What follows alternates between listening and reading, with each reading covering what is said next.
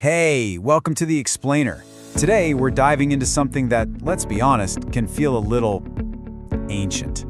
We're talking about creeds. But what if I told you they're not some dusty old rulebook?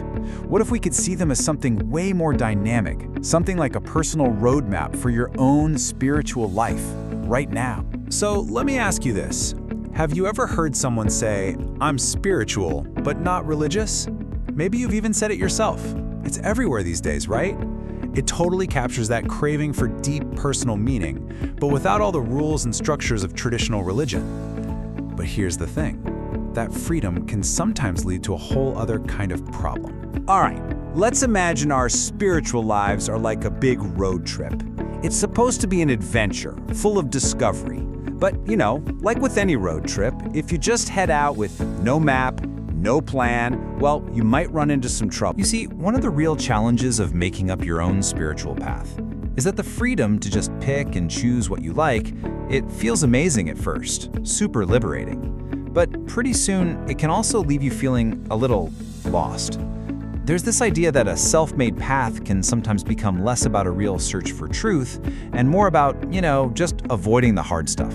And that can leave you feeling totally unanchored, kind of adrift. So if we're feeling lost on this big spiritual journey, what's the obvious solution?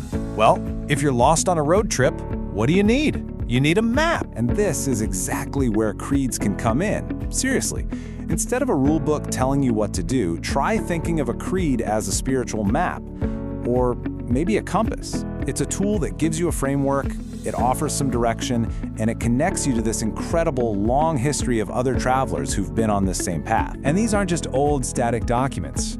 Getting into them is an active process. It's like a mental workout for your faith. When you really wrestle with these ancient statements, you start to grow. And yeah, sure, the language can feel a bit old-fashioned, but it's just like reading a classic novel. The words might be from another time, but the big themes of love, meaning, and purpose, they are absolutely timeless.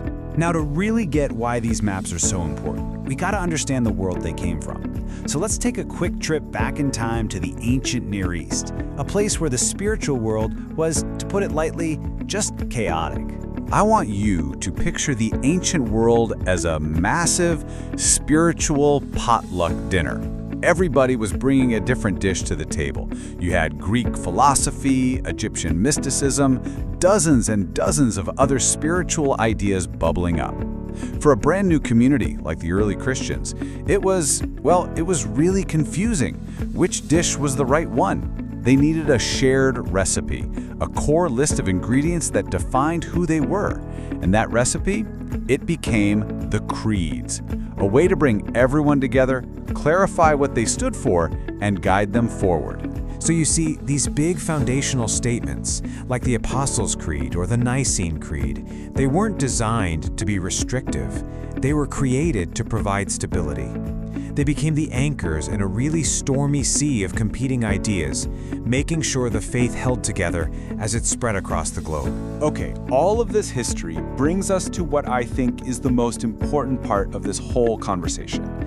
It's a powerful shift in thinking that changes how we read these maps. And it all boils down to one simple little word: believe. And this is the big one, isn't it? This is the hurdle for so many of us.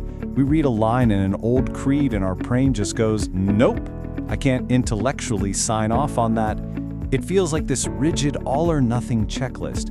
But what if that's not what the word meant in the first place? Okay, here's the big reframe. The word we translate today as believe originally had a meaning that was way, way closer to our word belove.